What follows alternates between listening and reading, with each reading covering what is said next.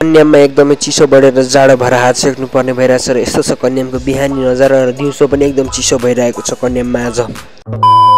So कति चाहिँ फेसवाला video देख्नु भन्दा आज चाहिँ नन फेस भिडियो बनाएको। यहाँ चाहिँ फाइनली हाम्रो गाडी रोकिरहेको छ होइन। अनि आज चाहिँ चिसो मौसम थियो र भाइले बाइक सिक्छु कुदाउँछु भन्नु अनि मैले दिगएँ होइन। चिसोमा एकदमै आफूलाई कुदाउन अप्ठ्यारो हुन्छ, केटाहरू कुदाउँछ भने दिइहाल्छु होइन। यस्तो छ मौसम कन्यामको। अनि फाइनली म काममा पनि आइपुगिसकेको छु। यहाँनिर दाइ फेरि पब्जी खेलेर आएको छ बिहान आइपुग्ने बित्तिकै होइन। सो यतापट्टि रेस्टुरेन्टको अगाडिपट्टि पुस्नु पर्ने भएर छटछट पुसेँ अनि पोछा लाउनु पर्ने थियो र पोछा पनि लाएँ होइन। अनि आज यस्तो मेरो भोइस ओभरको ब्याकग्राउन्डको साउन्डमा चाहिँ ध्यान दिनु होला। आज मैले चाहिँ रेस्टुरेन्टबाटै भ्लग बनाएको नि त होइन। अनि यस्तो छ अटो र्याली आज कन्याममा होइन। फाइनली मेरो सामान पनि झरिसक्यो र सामान पनि सल्टाउँदैछु आजभोलि यसो बजारतिर होइन। एकदम चिसो भएर हात सिक्दै यहाँनिर क्यामेरा पनि हेरेको थियो हल्का फुल्का होइन। अनि एकदम मान्छे पनि थिएन कन्याममा। रेस्टुरेन्टमा सबैजना यता बसेर गिटार बजाएर बसिरहेको थियो रमाइलो हान्दै होइन।